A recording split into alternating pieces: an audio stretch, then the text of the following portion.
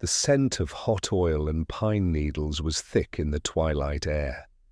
It was a Saturday evening, a small pocket of silence between the long shift and the required camp muster. "No, not like that, Hans, not the clutch. Gently, please." Private, First Class Werner Kolk, 22, a prisoner of war from the Afrika Korps, wiped a smudge of grease from his forearm. He did not look up. He was hunched beneath the open hood of the Bantam BRC, one of the original designs they had been tasked to maintain. This particular Jeep was known in the compound as the Mule. It was beat up, reliable, and fundamentally simple. The man speaking was Mr. Alistair Jenkins, the camp's civilian work supervisor, a man whose kindness seemed to constantly battle the harsh set of his jaw. Jenkins wore a worn brown leather jacket that smelled faintly of pipe tobacco and motor oil. It was a utilitarian garment, a uniform of peace. "The clutch is fine, Herr Jenkins," Werner said, his English precise, if a little stiff. "It is the shift lever. The linkage is loose. I learned that on the Kübelwagen in Tunisia. Same principle." He pushed the small metal knob into first gear with a crisp, deliberate movement. Click. Jenkins paused, then leaned in closer, his shadow falling across the engine block. "You fixed it," he conceded, the surprise evident in his voice. He reached into the Jeep and laid a crisp, white, folded object on the passenger seat. A small, starched linen tablecloth. It was blindingly out of place against the mud-splattered seat cushion. "That's for tomorrow, Werner," Jenkins said, his voice dropping to a near whisper. "My wife insists on the proper setting, even for a few extra hands at the table. Just remember the rule. Please and thank you are your work visas for the evening, and nothing else." Werner swallowed the smell of the cloth, soap and tzatziki, faint lavender, a jarring contrast to the engine grease on his fingertips. He closed the hood, the heavy metal clanging a final period on the shift. He was a mechanic, a soldier, a prisoner. Now, for a few hours, he was an invited guest. He picked up the tablecloth, the linen cool against his palm. "Thank you, Herr Jenkins," Werner said. He held the cloth like a fragile map leading into uncharted territory. 10 weeks earlier, Camp Alva, Oklahoma, 1944, the transfer had taken 5 weeks, a blur of troop trains and barbed wire fences, until Private First Class Werner Kolk found himself deposited in the flat, sun-baked landscape of Oklahoma. Camp Alva was a collection of prefabricated barracks, dull yellow against the endless blue sky, and it reeked of dust and boredom. Werner, 22, a mechanic with a keen eye for tolerance and an unwilling participant in the Afrika Korps' final defeat, preferred the small, fenced-off motor pool to the general population. The motors spoke a language he understood. The men only spoke of what they had lost. His assignment was not glorious. Maintenance on a small fleet of vehicles designated for the camp's work detail program. It was a concession granted under the Geneva Convention of 1929, allowing prisoners of war to be hired out for non-military labor to local farms and industries, easing the wartime labor shortage for the Americans. For Werner, it was salvation, a chance to escape the soul-crushing routine of the mess hall. His supervisor was Mr. Alistair Jenkins, a civilian engineer whose face was permanently set in an expression of quiet resignation. Jenkins wore the same utilitarian brown leather jacket every day, its creases holding the ghost of old engine grease and the faintest scent of pipe tobacco. Jenkins did not speak about politics or Führer or the war in Europe. He only spoke of engines. The vehicles themselves were a point of fascination and insult for Werner. Many were the now ubiquitous Jeeps, the Willys MB and the Ford GPW. He knew of them, of course. They were the mechanical dogs of war, chasing his more complicated, less reliable Kübelwagen and Panzers across the deserts of Tunisia. To Werner, a graduate of a respectable Stuttgart Polytechnic, the Jeep was an offense to German engineering, simple, crude, and unsophisticated. Yet they always ran. His first task was to make a Bantam BRC operational. It was one of the early, smaller designs, a temperamental ancestor to the mighty Jeep. "She's temperamental," Jenkins said, his voice slow and gravelly, pointing a thick, calloused finger at the carburetor. "The local boys, they just tinker. You fix it, Coke." He used Werner's last name, a formality that somehow felt like respect. Werner approached the Bantam with grudging admiration. The engine bay was simple, almost naked. He found the flaw.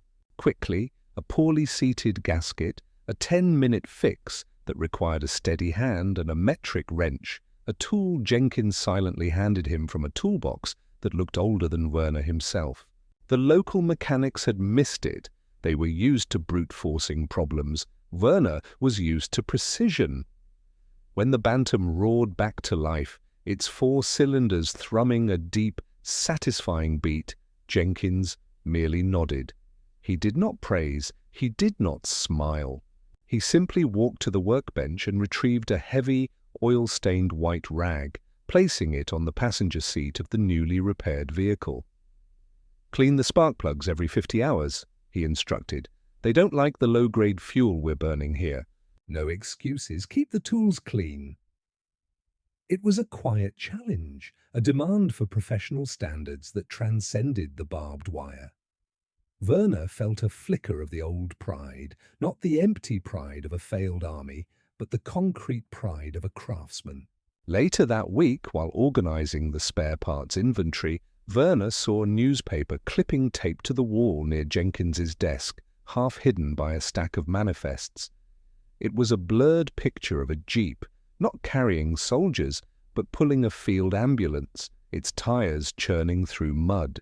The headline was American propaganda, but the image struck Werner. It was the simplicity again, a machine of war, repurposed for relief. Source: Ford Motor Core Ad, 1943. "We are short-handed," Jenkins said suddenly, surprising Werner, who was not aware the supervisor had entered the room. Jenkins leaned against the desk, his brown leather jacket creaking slightly. "The war takes the best workers, Coke. We're left with the rest." "You are not the rest. You are a good mechanic. The rules of war are one thing. The rules of a functioning engine are quite another." Jenkins paused, then added, almost to himself, "A machine is only as honest as the man who designed it." Werner felt a slight heat rise in his cheeks. It was the closest to a philosophical statement Jenkins had ever made. It was also a test. Was Werner an honest mechanic, or just a German soldier with a wrench? The question hung in the dusty, oil-scented air. He picked up the heavy, oil-stained white rag and began meticulously cleaning a socket set, the motion a form of silent agreement. He was a mechanic first. As the sun dipped below the Oklahoma horizon, Jenkins left the motor pool. He stopped by Werner's bench and placed his own brown leather jacket, the one that smelled of tobacco and work, over a new crate of spare parts. "Leave it here," he said. "Keeps the cold out of the valves. Finish that carburetor and go. We have a big job tomorrow." It was an act of casual, almost reckless trust. Werner stared at the jacket, its warmth a tangible thing in the cooling air. It felt like a torch had been passed, not of battle, but of labor. The big job tomorrow likely involved a Jeep, and for the first time, Werner didn't dread working on the enemy's machine. He felt a deep, professional curiosity. The work was repetitive, methodical, and therefore peaceful. Every morning, the small convoy of Jeeps, the ones designated as runners for the local farms, pulled up to the motor pool. Werner and the other mechanics from the Reich climbed into the greasy pits, while the guards, their faces set in bored indifference, watched from the perimeter of the chain-link fence. Jenkins was the single point of contact, the bridge between two irreconcilable worlds. Werner continued to observe him, searching for a flaw in his professional facade. Jenkins was a man who spoke with the certainty of one who had spent his life dealing with fixed laws, the law of physics, the law of mechanics. He knew torque and compression and the proper way to set a distributor, but he seemed utterly disinterested in the laws of nations or the politics that had landed Werner in Oklahoma. This absolute, almost unnatural neutrality was what fed Werner's suspicion. No man could be so divorced from the conflict unless he was purposefully masking his true intent. Was this American soft power in action, a subtle form of propaganda designed to disarm the enemy soldier with kindness and routine?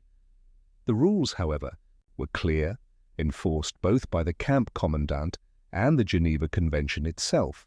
No discussion of military affairs, no political discourse, and minimal personal interaction. Jenkins's silence was thus not necessarily a choice of character, but a required adherence to the military rules against fraternization. Source: Provost Marshal General's Office Directive, 1943. One afternoon, they were working on a Jeep with a cracked chassis frame, a fatigue failure typical of hard driving across uneven European terrain. Jenkins was running the welding torch, the hissing sound a sharp, artificial noise against the distant, monotonous song of the prairie wind. Werner, holding the clamps, watched the bright, violent spark. Jenkins wore the ubiquitous brown leather jacket, even in the heat of the torch, its thick hide protecting him from the spatter. The jacket was his armor of labor. Too much weight on the frame, Jenkins mumbled, his voice muffled by the thick welding visor. They load these things like mules, asking too much. Engineers designed for function, not abuse. Werner seized the chance. But they are built for the war, Herr Jenkins. War is abuse. Should a machine not reflect the purpose it is built for? Jenkins slowly lifted the visor, his eyes watering slightly from the glare. The question was too philosophical, too close to politics. Werner braced for a reprimand, or at least a sharp return to silence. Instead, Jenkins sighed, running a hand over the worn leather of his sleeve. My grandfather had a Model T truck, delivered rye bread across 3 counties. Built solid, but the moment you put too much on her bed, she would complain. I spent my summers patching the radiator and praying over the axles. I respected that machine. It had limits. He paused, looking directly at Werner. Limits are honest, Coke. A machine that pretends to have none is a lie. It was not a story about the war. It was a story about an axle, a radiator, and a grandfather. It was entirely personal, yet entirely universal to a mechanic. Werner felt the tension drain from his shoulders, replaced by a strange kind of recognition. The man was not avoiding the war. He was simply prioritizing the things that had survived it: labor, family, and the honest limitations of steel. Werner's internal suspicion, his beat of shame and doubt, softened. Jenkins had lost something to the war too, and maybe talking about carburetors was his way of keeping hold of the world that still made sense. The Kubelwagen was lighter, Werner offered, his voice barely above a whisper. But the suspension was too delicate. German elegance. The Jeep is brutish, but it never complains. Alistair Jenkins allowed himself a rare, small smile, a creasing of the eyes that faded quickly. Brutish, yes, he conceded, but honest. She'll get you there. The welding was finished. The repair was structurally sound. Before the evening muster, Jenkins came to Werner's bench. He was not wearing his brown leather jacket. He wore a thin cotton shirt, exposed and vulnerable.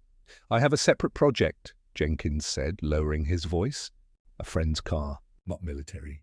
Too small for the motor pool rules. A real challenge. I need a man who understands not just how to fix a car, but why it needs fixing. Jenkins looked around quickly, confirming the escort had not yet arrived. I need you, Coke. Tomorrow night after the scheduled shift. We'll do it in the shed behind my office, quietly. It was a violation of procedure, a breach of the distance they were required to keep. It was, Werner realized, the highest form of trust Jenkins could offer. The stakes were suddenly personal. He could lose his privileges and Jenkins could lose his job. But the invitation felt like an initiation. A handshake extended across a chasm of hostility, sealed not by a treaty, but by a shared appreciation for a functioning machine. The routine of the motor pool had begun to feel like a sanctuary. Inside the fence there were only machines and the pragmatic silence of labor. But the outside world, the one the Americans called home front, was beginning to press in. The morning after Jenkins's quiet proposition for the secret, off-the-books repair job, the atmosphere at the camp was noticeably colder. The guards seemed to walk their perimeter with a greater sense of purpose, their faces harder. Werner found out why during the mid-morning break. One of the older POWs who worked in the laundry and had access to discarded newspapers slipped Werner a copy of the Alva Review Courier. The ink was still smudged and smelled sharply of turpentine. The headline was not about Europe or the Pacific, but about them. Should we feed the enemy with taxpayer dollars? A question of local loyalty. Werner quickly read the editorial. It was a scorching condemnation of the work release program, arguing that every dime spent on the prisoners, even the meager wages they received under the Geneva Convention's rules, was a slap in the face to the local men fighting overseas.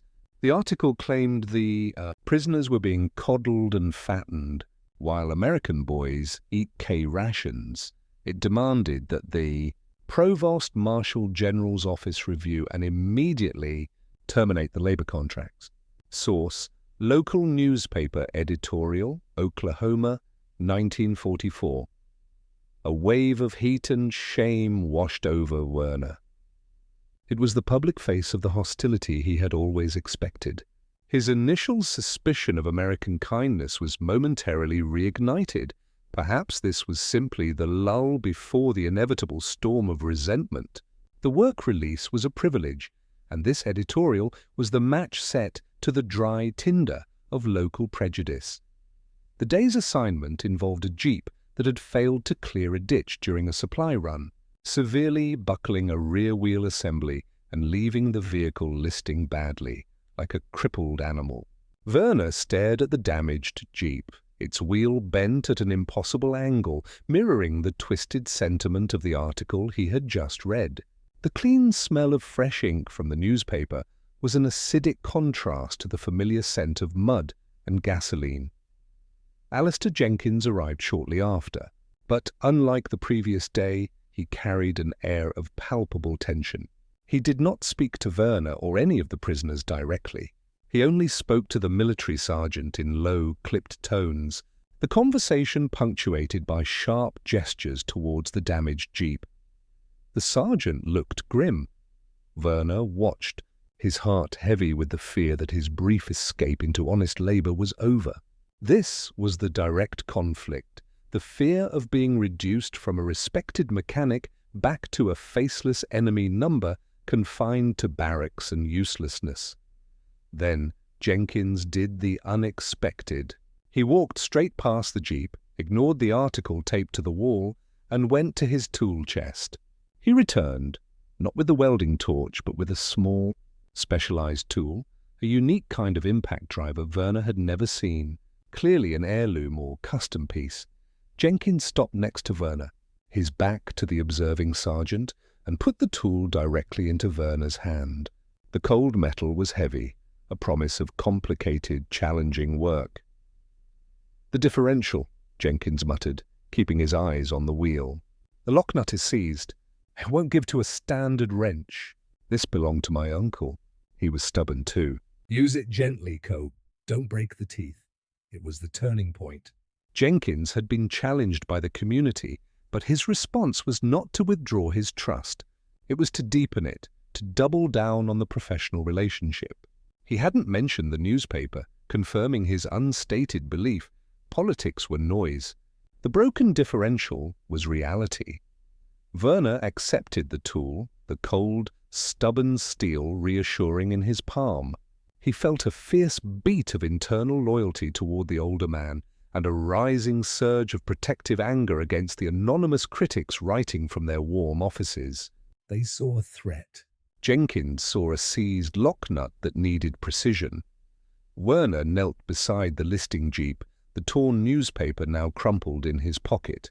The engine of the crippled machine was silent, but the low, fearful murmur of the other POWs confirmed the escalating tension. The outcome was clear. Jenkins was standing firm, but the stakes had risen. Werner had to succeed with this difficult repair, not just for the sake of the jeep, but for the moral standing of their unlikely partnership. He laid the special tool against the lock nut, the contact sharp and precise, ready to overcome the steel's resistance. The crippled Bantam BRC was more than a maintenance challenge. It was an artifact of the enemy's earliest, most desperate engineering efforts. While the Willys Jeep was already becoming an icon of rugged simplicity, the Bantam was fragile, stubborn, and notorious for minor failures that required major teardowns. Werner viewed the task as a final examination of his skills, a battle waged not with bullets, but with stubborn metal and tight tolerances. The current issue was a deep electrical fault, rendering the Bantam, which Jenkins called the Mule, completely useless for the upcoming essential supply run. The war was taking a toll on civilian infrastructure, and this vehicle was slated to carry much-needed parts to a distant railhead. Werner spent 2 full evenings in the small, separate maintenance shed behind Jenkins's office, the agreed-upon location for their secret project. The shed was cramped and smelled intensely of old oil and wood smoke. The silence there was different from the strained quiet of the motor pool. It was the intense, shared silence of men focused entirely on the same problem. The wiring loom of the Bantam was a bird's nest of brittle wires and jury-rigged connections. It was a perfect symbol of the vehicle's rushed design, a relic of the fierce initial competition between Bantam, Willys, and Ford. Source: U.S. Army Quartermaster Corps Records. 1941. Werner, tracing a short circuit with painstaking care, Understood the complexity of failure. he missed the precise schematics of German engineering. Here, he had only instinct and touch. The deadline loomed. Werner was sweating, his face smudged with soot, when Jenkins arrived after his day shift, carrying a heavy canvas tool roll. He was wearing his reliable brown leather jacket, suggesting a long night ahead. "It's the ignition coil," Werner stated, not looking up. "The field wire is burnt out." It looks like someone shorted it trying to start it in a hurry. Jenkins crouched beside him. "The coil won't release easily. It's seized with rust." He opened the canvas roll, revealing a set of antique, perfectly maintained brass punches and a small, delicate hammer. "My father's," Jenkins said simply. For delicate work. "Knock it out clean, Coke. No hammering, just a tap." It was the turning point. This was not mere supervision. It was collaboration. Jenkins trusted Werner with tools of sentimental value, not just functional ones. They worked side by side for the next 2 hours, Jenkins using the gentle hammer, Werner manipulating the delicate wiring loom. They spoke little, using gestures, hums, and the sharp click of tools as their shared language. The mechanical challenge completely overshadowed the political tension that had mounted with the local editorial. In the light of the single bare bulb, they were 2 mechanics, not 2 enemies. As the coil finally yielded and the new wiring was run, Werner, without instruction, reached for the white rag he kept tucked into his belt, a habit picked up from Jenkins. It was his personal rag, meticulously washed and kept free of the worst grease. He used it to wipe the new connection clean, a small ritual of respect for the components. The rag, usually oil-stained, was nearly pristine on this corner, a small flag of meticulousness. Finally, Jenkins turned the key.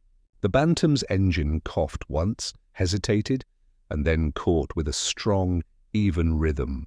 The engine roar, usually harsh, sounded like a triumph. Jenkins stood up, stretching his tired back. "She'll run the supplies tomorrow." "Good work, Coke." He paused, his hand resting on the back of his brown leather jacket. The work was done, but the moment hung in the air. "My wife is cooking tomorrow." "Sunday dinner," Jenkins said, his voice hesitant. "It's a tradition." "We always have too much food. It's hard to get good help, and the garden needs weeding. I need 2 extra hands." He looked pointedly at Werner. "You understand the rules, Coke. No political talk. Strict supervision by Mrs. Jenkins. But my wife insists on the proper setting." Werner was stunned. It was an outright invitation into the enemy's private sphere, a step further than any official work release program.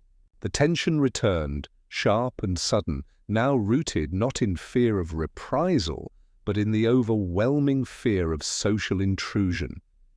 I don't know the proper setting, Herr Jenkins," Werner managed. The proper setting of a Sunday dinner feeling far more complex than any ignition timing. Jenkins smiled, a full, warm smile this time. He reached into the glove compartment of the Bantam and pulled out a small, perfectly starched piece of linen. "A folded, brilliant white tablecloth. This is your visa, Coke. Bring it with you." "Tell the sergeant you're working for the Jenkinses' garden." "It'll make the process easier." Werner took the small white tablecloth.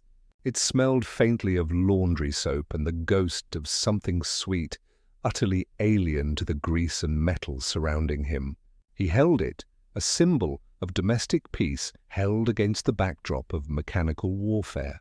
He was being asked to cross a line, not a battle line, but the intimate line of a family's threshold. The scent of hot oil and pine needles was thick in the twilight air, just as it had been moments before the cold open, the small pocket of silence between the long shift and the required camp muster. This time, however, the twilight was infused not with dread, but with a strange, nervous anticipation. Werner Coke stood at the back gate of the Jenkinses' modest 2-story farmhouse. He had been escorted by a taciturn, older guard who had simply pointed towards the door and then leaned against the jeep, his rifle resting loosely in his arms, a testament to Jenkins's clout in the community. Despite the recent critical editorial, Werner wore the best he had, his freshly laundered prisoner fatigues, which still felt coarse and scratchy against his skin. In his hands, he held the small, perfectly starched piece of linen, the white tablecloth. It was blindingly out of place against the mud-splattered seat cushion of the escort jeep just moments ago. He held it carefully like a fragile map leading into uncharted territory. His internal conflict was immense. The regulations were explicit. A POW could work for a civilian, but rarely with one on a level of social equality, and never invited inside the home. This was not a military transgression, but a massive social one. The stakes were high, discipline for him, and likely the immediate termination of Jenkins's position. Yet, Jenkins had insisted, relying on the quiet, powerful force of social custom, the sanctity of the Sunday dinner ritual. Werner knocked lightly on the wooden frame of the back door. There was a moment of silence, and then the door opened. He saw Mrs. Eleanor Jenkins, a woman whose face was kind, but whose hands were strong, bearing the clear marks of a farmer's wife. The air that spilled out of the house was rich with the savory smell of roasting meat and the sweet, sharp scent of cinnamon. It was overwhelming, a sensory assault of the home front. "You must be Werner," Mrs. Jenkins said, her voice soft but firm, a soothing contrast to the harsh clang of the motor pool. "Alistair is still washing up." "Come in, please."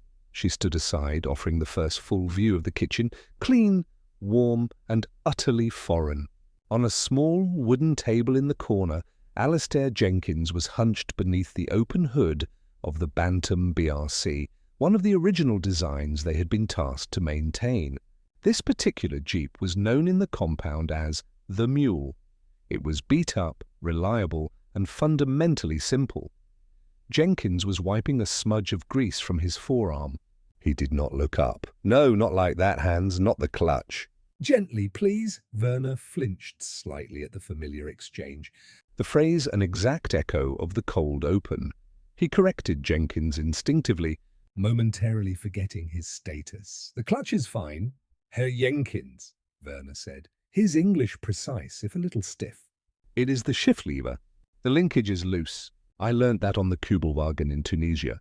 Same principle." He pushed the small metal knob into first gear with a crisp, deliberate movement. Click. The ritual of the engine, the familiar problem, Instantly reduced the overwhelming social pressure.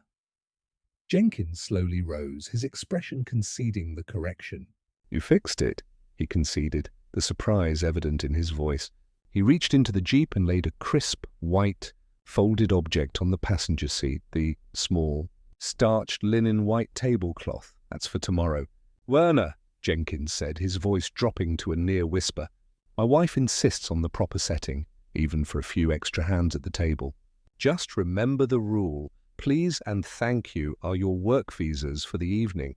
And nothing else." Werner swallowed. The smell of the cloth, soap and faint lavender, a jarring contrast to the engine grease on his fingertips and the sharp scent of the pine needles outside. He closed the hood, the heavy metal clanging a final period on the shift. He was a mechanic, a soldier, a prisoner. Now, for a few hours, he was an invited guest. He picked up the tablecloth, the linen cool against his palm. "Thank you, Herr Jenkins," Werner said. The words tasted strange and essential. He held the cloth like a fragile map, leading into uncharted territory, and stepped across the threshold, into the unknown safety of the American home. The Jenkinses' dining room was small, lit by the warm, flickering glow of candles and a single overhead fixture. Werner, still holding the freshly laundered white tablecloth, helped Mrs. Jenkins lay it out over the sturdy oak table. The linen, pristine and white, instantly transformed the ordinary surface into an altar of domestic peace. This was the proper setting Jenkins had spoken of, the space where conflict was suspended. The family gathered, Mr. Jenkins still wearing his clean shirt and his usual silent intensity, Mrs. Jenkins, who moved with an efficient grace, and two children, a boy, perhaps 10, who watched Werner with intense, silent curiosity, and a small girl named Susie, who was perhaps 5. The atmosphere was not hostile, but intensely observant. Werner was painfully aware of his coarse uniform and his role as the enemy. Before they ate, Jenkins placed his large hands on the table and bowed his head. "We thank the Lord for this food, and for the safe return of our hands to labor, and for the peace that sits with us tonight. Amen." The prayer was brief, encompassing, and Werner noticed, pointedly non-political, focusing entirely on labor and humanity. The meal began. There was roast beef, mashed potatoes thick with butter, and string beans. It was simple, abundant American fare, vastly richer than the daily rations at the camp. The rule of the house, please and thank you, became Werner's mantra. Every request, every acceptance had to pass through this filter of formal politeness. It was a discipline as strict as any military protocol. In the corner, a large wooden radio hummed, softly playing a swing jazz number. An upbeat, slightly frantic sound that contrasted with the Lutheran hymns Werner was accustomed to. It was the sound of American culture, light and unrestrained, a soft power far more potent than any propaganda lecture. Werner found himself relaxing into the structure of the meal. He noticed that the Jenkinses did not ask him about the war, or Hitler, or Germany's imminent defeat. They asked him about his work on the Jeep, about the difference between German and American steel, and whether he preferred working with the metric or the imperial system. They treated him as a technician, not a terrorist. The conversation shifted to farming, a universal subject. Jenkins spoke of the difficulties with the Oklahoma soil. "It's stubborn.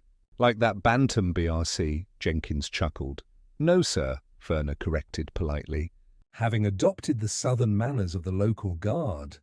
The bantam is complex. The soil is honest. It only needs the correct input. The little girl, Susie, had been staring at Werner's hands, which were still slightly stained with oil despite meticulous scrubbing. When the food was cleared, Mrs. Jenkins brought out the dessert, apple pie. The sweet, sharp aroma of baked apples and cinnamon filled the room, a smell Werner had never experienced before, an almost painful reminder of the simple comforts of home he had lost. This was the turning point. Susie, without any prompting, reached for a scoop of vanilla ice cream and deliberately placed it atop a large slice of pie. Then she walked around the table and set the dish directly in front of Werner. Her eyes were wide, without judgment, only the simple, direct generosity of a child. "You have to eat the crust first," she whispered, her hands sticky with sugar. Werner felt a constriction in his throat.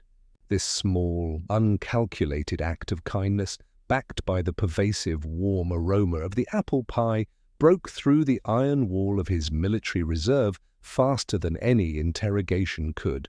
He was not the enemy. He was just a hungry man being fed. The isolation, the guilt of survival, the intense beat of homesickness surged within him. He looked down at the pie, the white ice cream, a temporary sweet version of the white tablecloth beneath his plate. "Thank you." "Little one," Werner managed, then breaking his own rule of reserve. He felt compelled to reciprocate the shared humanity.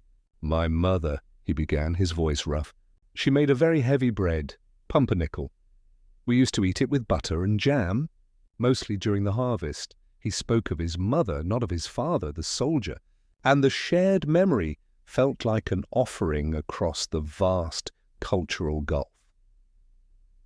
The Jenkinses listened, their expressions softened by the candlelight and the low music from the radio. The dinner had successfully accomplished what the war could not. It had created a shared, if temporary, space of peace and mutual recognition. The following Tuesday, Jenkins called Werner aside for a task that felt less like labor and more like a moral tightrope walk. The recently repaired Bantam BRC, the mule, was urgently needed at a field medical station nearly 50 miles away, an outpost serving rural communities and, occasionally, transporting wounded soldiers from the nearby rail yard. "The driver called in sick," Jenkins explained, his voice low and serious. "No one else can handle that Bantam. She's too temperamental. You fixed her, Coke. You know her moods." Werner was to ride along, ostensibly as the mechanic, but the implications were clear. He was the only qualified person. The military agreed reluctantly to the distance, but assigned an elderly, almost deaf guard for the trip, a clear indication of their stretched resources and low enthusiasm for the program. The drive began at dawn. The Jeep's four-cylinder engine thrummed steadily, a mechanical heartbeat against the quiet expanse of the Oklahoma prairie. The guard, Sergeant Dale, slept soundly beside the driver, his rifle resting on his lap. Werner sat in the back, watching the landscape unfold, miles of open fields, small towns flashing by, and the scent of distant cut grass. For the first time in 3 years, the barbed wire was behind him, and the temptation of escape was a cold, constant whisper at the back of his mind. But that whisper was immediately countered by the image of Susie's innocent face and the warmth of the Jenkinses' dining room. To run would not only ruin his own life, but betray Jenkins's belief in him, confirming every accusation in the local editorial. Midday, the convoy stopped at a dusty roadside diner for fuel and a quick meal, a simple ham sandwich and milk, paid for by Jenkins out of his own pocket. The driver and Sergeant Dale went inside. This was the turning point. Jenkins walked to the back of the Bantam, opened the hood to check the oil, then turned to Werner. He deliberately removed his heavy, worn brown leather jacket and draped it over the driver's seat. The jacket smelled of tobacco and the familiar, comforting odor of clean engine oil. "The clutch needs monitoring, Coke," Jenkins said, his eyes drilling into Werner's. It's slipping slightly on the hills. Keep an eye on the temperature gauge. I'll be inside 10 minutes. He pulled the keys from the ignition, weighed them in his hand for a moment, and then tossed them gently into the seat of the Jeep, right onto the brown leather jacket. Then, without another word, Jenkins walked into the diner, leaving Werner alone outside with the running vehicle, the keys, and the open road. The distance between Werner and freedom was merely the heavy thrum of the engine and a deliberate turn of the wheel. Werner sat frozen. The metallic tang of the Jeep's exhaust, mixed with the smell of the leather jacket, was the only thing grounding him. The weight of Jenkins's trust was immense, far heavier than any guard's chain. Jenkins hadn't asked him to stay. He had dared him to leave. This was the ultimate moral test, the choice between a fleeting, dishonorable freedom and the newly discovered deep respect for an honest man. The beat of ethical urgency demanded a decision. Werner didn't move. He leaned over, picked up the keys, and placed them securely in the pocket of Jenkins's brown leather jacket. Then he lifted the hood, not to escape, but to check the cooling fan as instructed. He was a mechanic, not a fugitive. When Jenkins emerged 10 minutes later, he simply nodded, putting his hands in his pockets. He didn't check the keys. He didn't thank Werner. He simply took the wheel and drove the rest of the way. The silent affirmation of trust spoke volumes, a powerful act of soft power in action. They delivered the Bantam to the small, rustic medical station. Werner saw the efficiency with which the nurses and staff utilized the vehicle, not for assault, but to deliver blood packs and transport injured men, both Allied soldiers and POWs alike. The Jeep, the ultimate weapon of the American war machine, was now a tool of mercy. The long return drive was contemplative. Jenkins maintained his professional silence, but the air between them was thicker, weighted by the mutual knowledge of the test that had passed. Werner knew Jenkins had risked everything, not for the delivery of supplies, but for the principle of recognizing skill over uniform. The aftermath was not quiet. The camp administration, spurred by the lingering outrage from the local editorial, caught wind of Jenkins's unauthorized detour and the proximity of a POW to a military vehicle outside the standard radius. Jenkins was called to the commandant's office the day after their return. Werner worked with a renewed sense of anxiety. If Jenkins lost his job, the entire fragile balance would shatter, and Werner would be directly responsible. He knelt in the motor pool, meticulously cleaning the undercarriage of a Jeep, the wheels turning slowly, a small, continuous humming sound filling the silence. The wheel was the symbol of their work, spinning, moving, useful. The meeting lasted nearly 2 hours. When Jenkins finally returned, he looked tired, his face lined, but there was a flicker of quiet triumph in his eyes. "Trouble, Herr Jenkins?" Werner asked, keeping his voice deliberately low. Jenkins shook his head and pulled a folded piece of paper from the inner pocket of his brown leather jacket. It was a note from the head nurse at the distant medical station.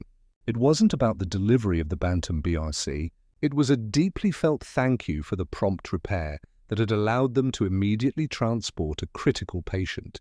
The note praised the efficiency and skill of your team, carefully omitting Werner's status. The usefulness of the Jeep, the machine of aid, had shielded the man who oversaw its repair.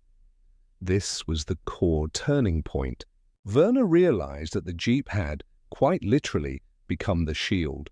Its utility, its non-political power, transcended the political debate. "They asked me why I would take such a risk," Jenkins confessed, leaning back against the Jeep's fender, the metal cool beneath his hand. He looked past Werner towards the distant guard tower. "They think I'm soft on the enemy." He paused, collecting his thoughts before delivering the sentence that Werner would carry with him for years. "I told them I don't trust uniforms, Coke. American, German, it doesn't matter. Uniforms lie." "I trust the ability of a man to fix an engine." "That's what you did." "You fixed the engine?" "That's all." Werner felt a massive wave of internal absolution. He was no longer defined by his defeat, but by his skill. The guilt of survival, the shame of being a prisoner, momentarily dissolved in the clean, empirical truth of mechanical competence. He was a technician who had served humanity, not a soldier who had served a dying regime. Later that evening, before the guards escorted Werner back to the barracks, Jenkins handed him a small, stiff piece of cardstock. It was a local library card, laminated and inscribed with a generic identifying number, allowing him to request technical textbooks on engineering and metallurgy through the camp's supervised correspondence program. "For the future," Jenkins said, "the Jeep isn't the final machine, Coke, but you must know its history and its evolution. We must always keep learning." Werner held the card, a key to knowledge that had been locked away since his capture. It was a final, profound act of faith in Werner's return to civil life. The Jeep, humming faintly nearby as another mechanic serviced it, had delivered more than supplies. It had delivered recognition. The Jeep's wheel kept turning, carrying the promise of a future not yet written. The Oklahoma summer turned into a crisp autumn, and then a cold, stark winter. The news, though filtered and delayed, began to change.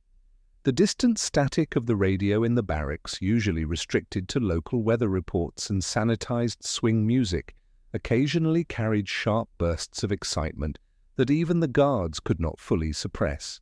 The war was turning decisively against Germany. Werner continued his work, but the focus began to shift from the daily maintenance of the Jeeps to the anticipation of an inevitable end. The work program became less about necessity and more about killing time. The Jeeps were reliable, almost painfully so, demanding little of the mechanic's superior skills. The anxiety was dual-pronged, the fear of returning to a country in ruins and the profound sense of loss at leaving the fragile, respected life he had built under Jenkins's tacit protection. Werner had learned more about honesty and utility in Camp Alva than he had in 4 years of military service. Then, on a cold morning in May 1945, the official announcement arrived, delivered with somber formality by the camp commandant. The war in Europe was over. The reaction in the camp was complex. Some prisoners cheered, relieved their lives had been spared. Others wept openly, understanding that they were men without a nation, men who would return to face shame and rubble. Werner walked to the motor pool, which was eerily quiet. Jenkins was already there, meticulously draining the oil from the Bantam BRC, the mule, for its final inspection, before being transferred back to a reserve depot. "They will send you home soon, Coke," Jenkins stated, his back to Werner. The words were not an announcement, but a simple fact of mechanics, a final change of fluid before a journey. "And you, Herr Jenkins? What will you do?" Werner asked. Jenkins paused, then slowly turned. He was not wearing his usual attire. Instead, he carried his ubiquitous brown leather jacket, now cleaned and supple, draped over his arm. The familiar, comforting scent of pipe tobacco was stronger, the oil faint. "I'll fix up my own truck. Get ready for the next harvest," he said. "Life continues. That's what machines teach you. You fix one thing, and there is always another waiting." This was the final, defining turning point.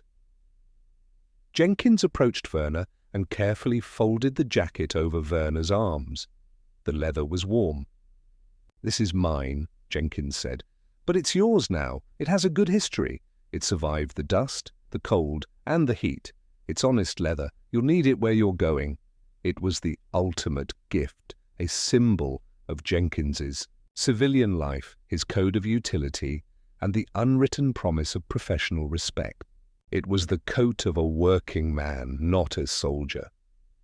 Werner felt a rush of emotion, not gratitude, but a profound sense of responsibility. He was now the keeper of this object, and the values it represented. "Thank you, Herr Jenkins," Werner whispered, gripping the jacket tightly. The simple act of saying thank you felt inadequate for a gift that represented his entire moral re-education. The radio on Jenkins's desk began to play a national address, distant, celebratory and irrelevant to the quiet transaction taking place in the dusty motor pool. Werner carried the jacket back to his barracks. He now had the brown leather jacket and the library card.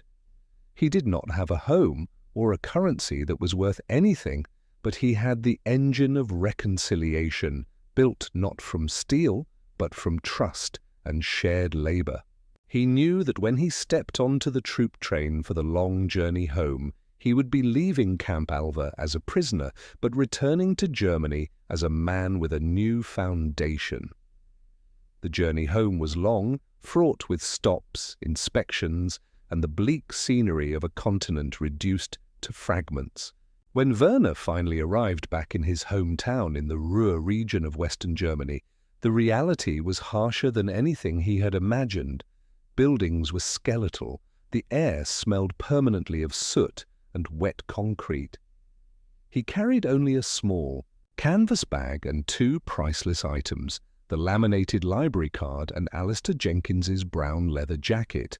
The jacket, now his second skin, provided warmth against the damp cold and served as a silent, continuous reminder of Oklahoma and the code of honesty he had learned there. Werner found work quickly, applying the principles he had mastered in the motor pool. He opened a small repair shop, focusing initially on bicycles and the handful of remaining motorcycles, the simple machines that were essential for a society struggling back to its feet. He no longer sought complicated, elegant German solutions. He sought the Jeep's philosophy, simplicity, ruggedness, and total utility. One cold afternoon, a boy, perhaps the same age as Jenkins's son, wheeled a broken bicycle into the small shop. The axle assembly was severely bent, a catastrophic failure in a delicate mechanism.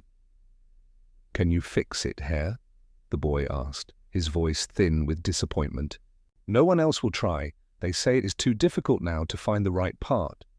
Werner examined the damage. A true mechanic would dismantle the entire wheel, search for a rare, specific replacement axle, and charge a high price. But Werner remembered the Bantam BRC listing like a wounded animal and the custom tool Jenkins had handed him, a solution born of necessity, not inventory. This was the final turning point. Werner put on the brown leather jacket and reached for a simple, sturdy iron rod he used for leverage. He wasn't using brute force. He was applying precise, controlled pressure, the kind of subtle manipulation he had used to seat the seized lock nut on the Jeep months ago. He worked slowly, deliberately, using the metal's memory to guide it back into alignment. He improvised a spacer from a piece of durable steel tubing. The repair was inelegant but effective. It would hold. The job was finished in 20 minutes. The wheels spun true. "It will not fail you," Werner told the boy, wiping his hands on a clean section of his jacket. "It is simple now. Simple things are strong." The boy's face, initially pale with worry, broke into a wide, genuine smile. That smile, innocent and non-political, was the purest payment Werner had received since leaving America. He had fixed a small piece of the shattered world. Werner understood then that the Jeep had been more than a tool of war or a product of engineering. It was a catalyst. It had forced him to look past the military function of the enemy and appreciate the human function of labor. Jenkins hadn't preached reconciliation. He had demonstrated it through shared responsibility for a functioning machine. Weeks later, sitting at his simple workbench, Werner pulled out his prized possession, the library card, and a piece of clean paper. He carefully began to write, addressing the envelope simply, "Mr. Alistair Jenkins, Camp Alva, Oklahoma, U.S."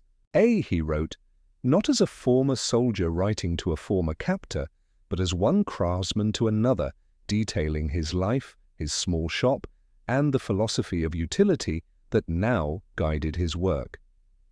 He never mentioned the war, only the engines. He signed it, your friend and colleague, Werner Koch.